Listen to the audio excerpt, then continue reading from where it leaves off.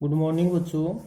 आज हम पढ़ेंगे एक ही आंदोलन के बारे में जो राजस्थान के जनजातीय आंदोलनों में प्रसिद्ध रहा है, जिसमें है भगत आंदोलन को। जो हमने पीछे पढ़ा था, भगत आंदोलन गोविंद गुरु ने किया था। तो गोविंद गुरु ने भक्त आंदोलन से संघर्ष करने के बाद में गोविंद गुरु को 10 वर्ष का कारावास हो गया था। तो उसके बाद में इस आंदोलन को आगे बढ़ाने के लिए एक ही आंदोलन नाम दिया। तो भक्त आंदोलन को कुचलने के बाद भीलों के विरुद्ध सरकारी नीति जारी रही। 1917 ईस्वी में भीलों व गरासियों ने मिलकर महाराणा को पत्र लिखकर दमनकारी नीति व बेगार के प्रति अपना विरोध जताया, लेकिन परिणाम नहीं निकला। तो भीलों ने मोतीलाल तेजावत के नेतृत्व में आंदोलन प्रारंभ कर दिया और यह आंदोलन एक ही आंदोलन के नाम से विख्यात हुआ। फिर किसानों ने आंदोलन किया। तो देखिए आप, किसान आंदोलन कौन कौन से थे। राजस्थान की राजनीतिक, सामाजिक व आर्थिक संरचना सामंती रही है, यानी जमींदार काम करवाते थे किसानों से। यह संरचना त्रिस्तरीय थी, जिसमें क्रम से शासक होता था, जागीरदार होता था और कर्षक। शासक अंग्रेज सरकार होती थी, जमींदार जागीरदार जो जमीनें अपने अधीन रखते थे और किसानों को आवंटित करते थे। तो तीसरा हो गया कर्षक वर्ग। इन सभी के पारस्परिक अंतर संबंधों पर यह व्यवस्था टिकी थी। 19वीं शताब्दी के अंत तक ये संबंध सौहार्दपूर्ण बने रहे, मगर इसके बाद राजस्थान का परिदृश्य बदलना आरंभ हो गया। इसका परिणाम ये हुआ कि राजस्थान के विभिन्न भागों को अनेक किसान आंदोलनों का सामना करना पड़ा। इन किसान आंदोलनों में देखिए प्रमुख क्या क्या बातें थी, जिसके कारण क्या थे। अंग्रेजों के प्रभाव में आकर शासकों ने अपनी प्रजा की ओर पर्याप्त ध्यान देना छोड़ दिया। शासकों व जागीरदारों ने स्वयं को अस्तित्व ब्रिटिश सत्ता पर आधारित समझ लिया। इसलिए शासकों की निर्भरता जागीरदारों व जागीरदारों की निर्भरता कर्षकों पर समाप्त होती चली गई। राजस्व अधिक वसूलने के साथ साथ, यानी कि अधिक से अधिक कर लेते थे किसानों से, तो कर्षकों से ली जाने वाली बेगारों व लागों में भी अप्रत्याशित वृद्धि देखी गई। कुछ राज्यों में तो इन लागों की संख्या 300 से अधिक थी, यानी 300 प्रकार के कर लेते थे किसानों से। इस काल में अन्य व्यवसायों से विस्थापित लोगों के कृषि पर निर्भर हो जाने के कारण कृषक मजदूरों की संख्या में वृद्धि हुई। कृषक मजदूरों की संख्या में वृद्धि होने के कारण जागीरदारों के रुख में अधिक कठोरता आ गई। और चौथा कारण है कृषि उत्पादित मूल्यों में गिरावट। सरकार अच्छे दाम नहीं दे रही थी, इजाफा। दोनों स्थितियां कृषकों के लिए लाभकारी नहीं थे। जहां एक और कीमत में गिरावट के कारण कृषकों की बचत का मूल्य कम हो जाता था, तो कीमतें बढ़ने के कारण उसे लाभ का भाग नहीं मिल पाता था, क्योंकि जागीरदार लगान जिन्स के रूप में लेता था। यानी जो फसल बोता था किसान, उसी में वह लगान लेता था। अंग्रेजी प्रशासनिक व्यवस्थाओं को अपनाने के फलस्वरूप सामंतों का कृषकों के प्रति उदार व पैतृक नजरिया बदल गया, जिसमें पहला है बिजोलिया किसान आंदोलन। यह भीलवाड़ा में संचालित हुआ। तो देखिए, बिजोलिया नामक स्थान पर बिजोलिया किसान आंदोलन राजस्थान के अन्य किसान आंदोलनों का अगुआ रहा है, यानी अग्रणी रहा है। यहीं से शुरुआत हुई थी आंदोलनों की। यहाँ के किसानों के अधिकांश धाकड़ जाति के थे और 1894 ईस्वी में बिजोलिया के राव गोविंदास की मृत्यु तक किसानों को जागीरदार के खिलाफ कोई विशेष शिकायत नहीं थी। किंतु 1894 ईस्वी में बने नए जागीरदार करसन सिंह, जिसका नाम किशन सिंह भी था, तो किसानों के प्रति ठिकाने की नीति व जागीरदारी प्रबंध के परिवर्तन किए उसने। इसके समय में लगभग 84 प्रकार की लाभ भागों के द्वारा किसानों ने उनकी मेहनत की कमाई का लगभग 87% भाग जागीरदार ले लिया करता था। इसके बाद भी उनके बेगार अलग अलग से करवाई जाती थी। तो 1897 गिरधरपुरा नामक गांव में गंगाराम धाकड़ के पिता के मृत्यु भोज के अवसर पर हजारों किसानों ने अपने कष्टों को खुलकर चर्चा की और मेवाड़ महाराणा को उनसे अवगत कराया। महाराणा ने सुनाई के बाद किसानों की लागत और बेगार संबंधी शिकायतों की जांच के लिए सहायक राजस्व अधिकारी हामिद हुसैन को नियुक्त किया। हामिद हुसैन ने ठिकाने के विरुद्ध महकमा खास में रिपोर्ट दी, किंतु उसका कोई परिणाम नहीं निकला। राज्य की तरफ से ठिकाने को मात्र 1-2 लागतें कम करने को कहा गया। इसके राव करसन सिंह का हौसला और भी बढ़ गया। विभिन्न प्रकार की लागों व 1899 से 1900 ईस्वी में एक भयंकर अकाल पड़ा, जिसको छपनिया का अकाल भी कहा जाता है। तो राजस्थान में यह अकाल बहुत ही भयंकर था, जिसको छपनिया अकाल के नाम से भी जानते हैं। के कारण बिजोलिया के किसानों की स्थिति पहले से काफी दयनीय थी। इसके बावजूद 1903 ईस्वी में राव करसन सिंह ने किसानों पर एक चौरी कर लगा दिया। यानी किसी किसान के लड़की होती थी और उसका विवाह होता था, तो कर के रूप में जमींदार को 5 रुपए प्रति ग्रहणेशी देना पड़ता था।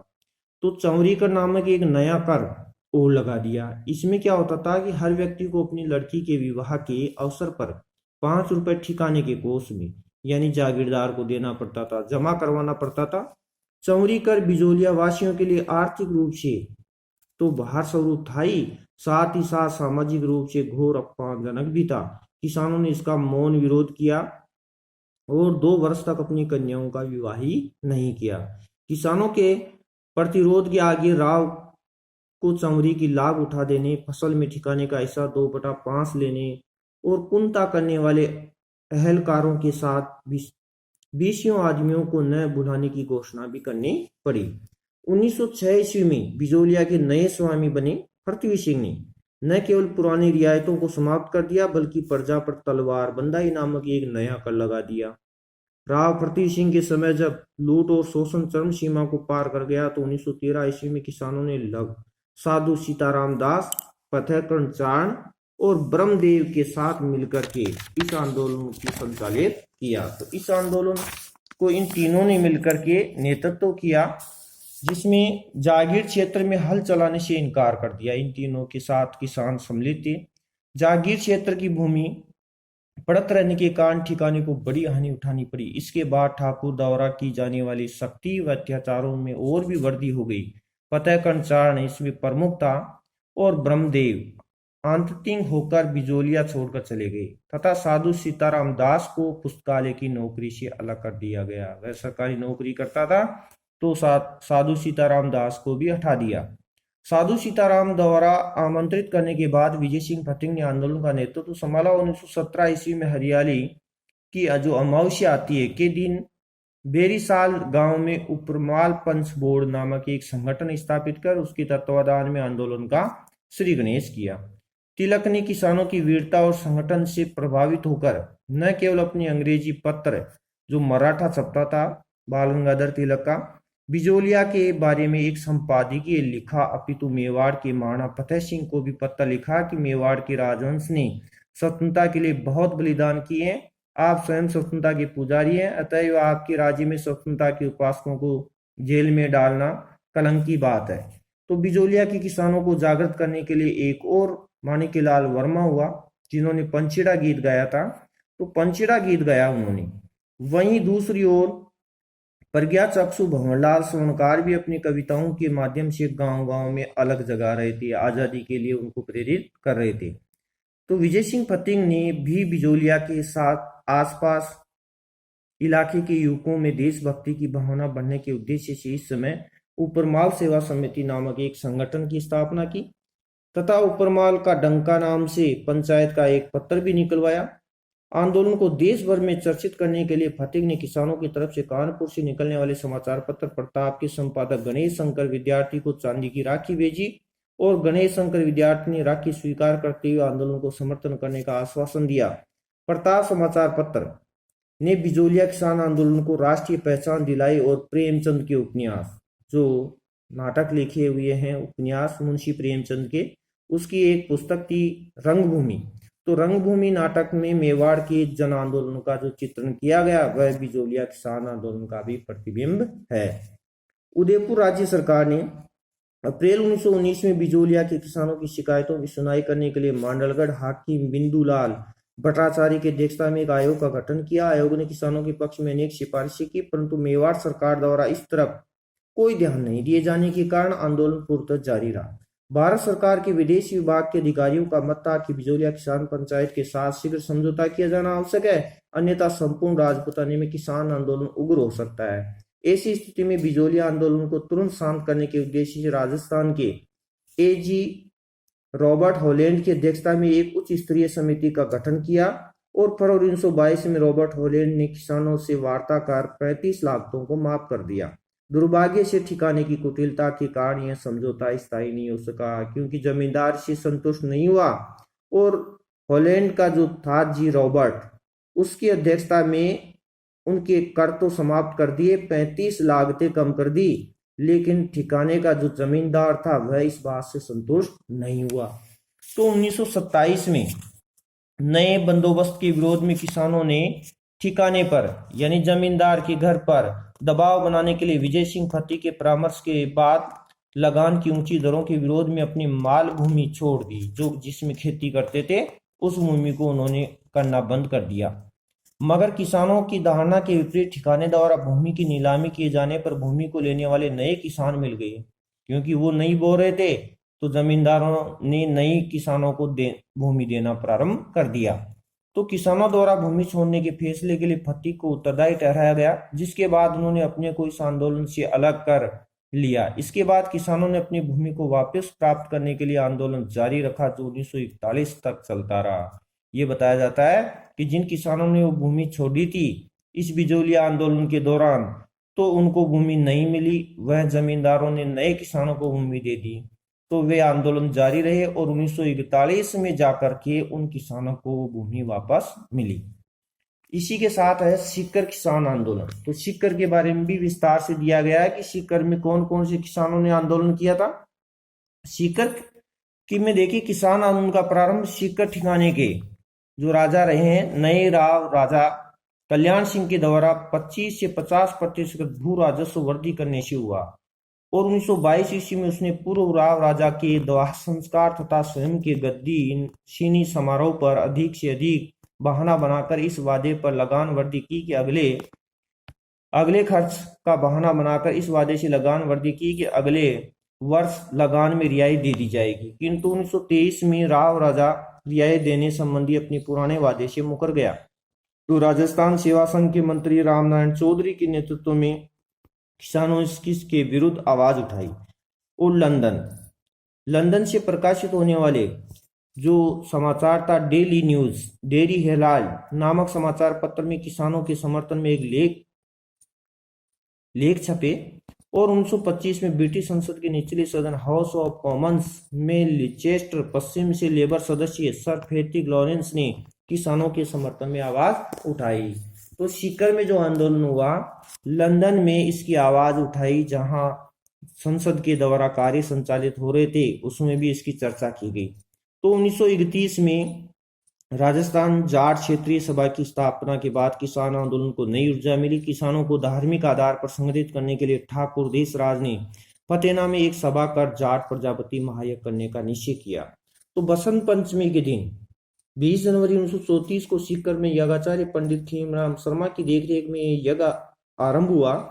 यज्ञ की समाप्ति के बाद किसान यज्ञपति कुमार हुक्म सिंह को हाथी पर बिठाकर जुलूस निकालना चाहते थे, किंतु राजा कल्याण सिंह और ठिकाने की जागीरदार इसके विरुद्ध थे।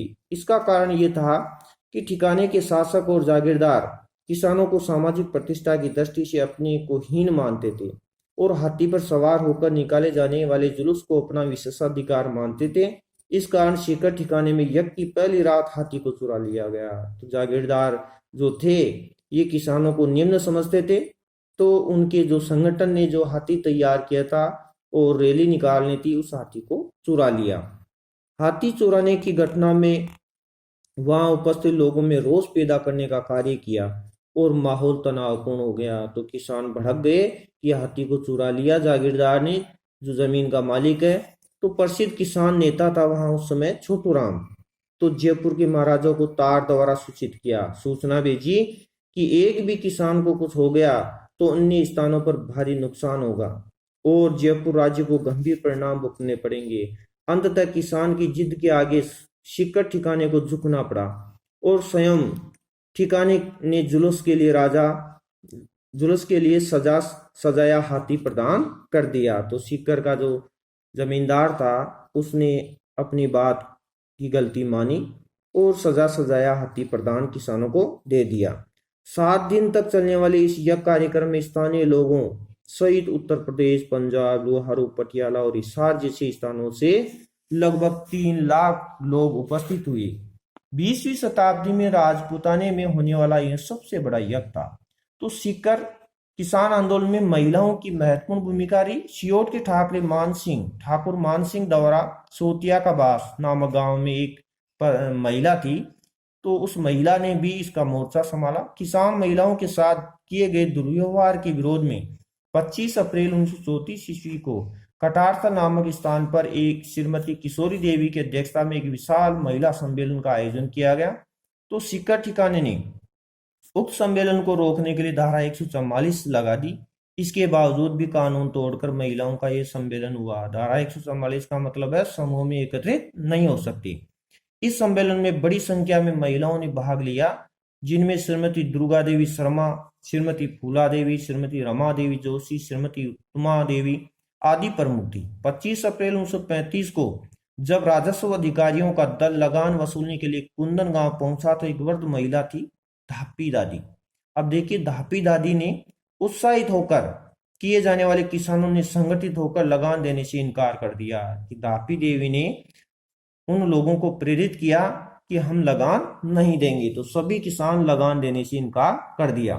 पुलिस द्वारा किसानों के विरोध का दमन करने के लिए गोलियां चलाई गई, जिसमें 4 किसान, जिसमें देखिए चेतराम, टीकूराम, तुलछाराम तथा आसाराम शहीद हुए और 175 को गिरफ्तार कर लिया गया। इस विभत्स हत्याकांड के बाद सीकर किसान आंदोलन की गूंज एक बार फिर ब्रिटिश संसद में सुनाई दी और 1935 में अंत तक किसानों की अधिकांश मांगे स्वीकार कर ली गई। आंदोलन का नेतृत्व करने वाले जो प्रमुख नेता थे, प्रमुख नेताओं में सरदार हरलाल सिंह, नेतराम सिंह और गोरीरथ, पन्ने सिंह बाटनाडाऊ और हरू सिंह पलथाना, गोरू सिंह कटारथल और ईश्वर सिंह भैरूपुरा, लेखराम कसवाली आदि शामिल थे।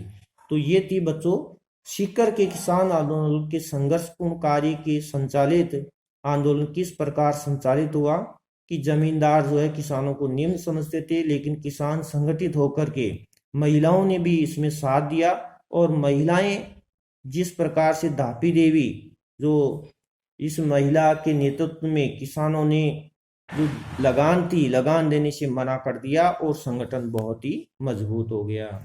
नेक्स्ट जो है किसान आंदोलन चित्तौड़गढ़ में डेंगू, ये नेक्स्ट वीडियो में पढ़ाएंगे। आज के लिए इतना ही काफी है। धन्यवाद।